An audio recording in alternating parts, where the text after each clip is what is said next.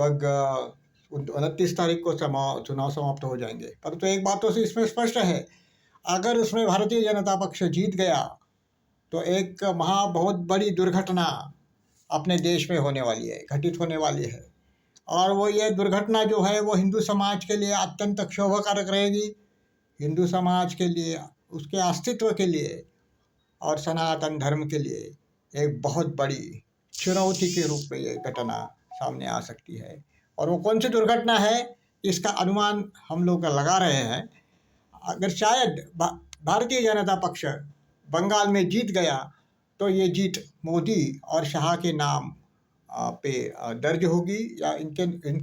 उनको ही श्रेय इसका चला जाएगा। और ये श्रेय मिलने के पश्चात तुरंत ही आदरणीय योगी जी को उत्तर प्रदेश से निष्कासित करने के लिए, आदरणीय योगी जी को उत्तर प्रदेश से मुख्यमंत्री पद से हटाने के लिए कार्यवाही जो है, हलचल जो है वो बहुत अधिक शीघ्र हो जाएगी और अधिक प्रचुर मात्रा में हो जाएगी। और वो जो 2 टके के नेता लोग हैं उत्तर प्रदेश के, वो एक असंतोष का वातावरण योगी जी के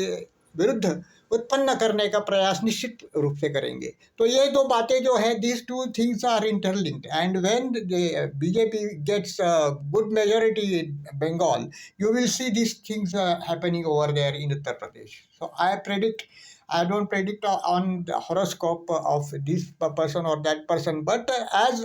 of now,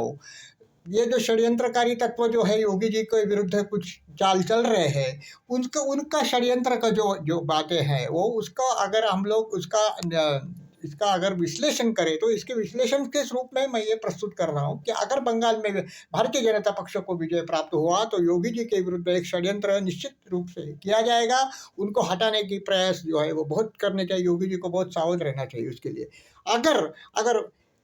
बंगाल में भारतीय जनता पक्ष पराभूत हो गया तो ये प्रयास जो है वो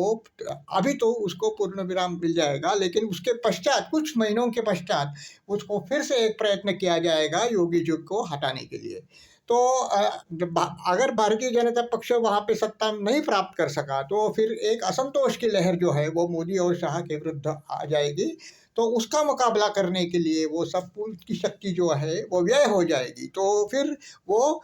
योगी जी के विरुद्ध जो शक्ति का उपयोग करना चाहते हैं वो शायद नहीं कर सकेंगे, ऐसी बात लगती है। तो जो दोनों बातों में एक बात तो है कि ऐसा है कि ये ऐसी परिस्थिति आ गई, विचित्र परिस्थिति आ गई है। वहाँ पर अगर ममता बनर्जी जीती तो हिंदुओं का बड़ा ही बेहाल हो जाएगा, और अगर वहाँ पे ममता बनर्जी हारी तो उत्तर प्रदेश में योगी जी को हटाने के लिए एक बहुत बड़ी संधि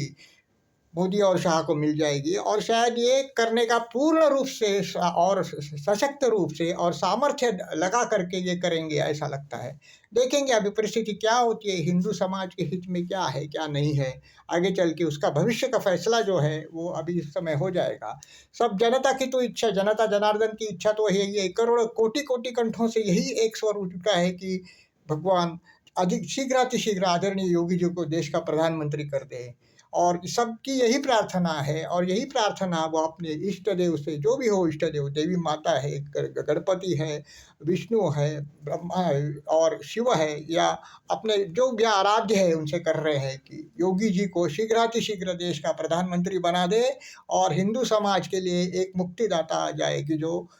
इस सब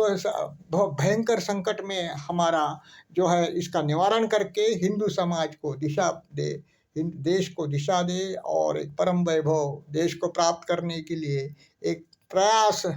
पुनः प्रारंभ करे कि जो स्थगित हो चुका है और जो अपेक्षा भंग हुआ है इससे उबरने का एक अधिक संधि सब हिंदू समाज को दे।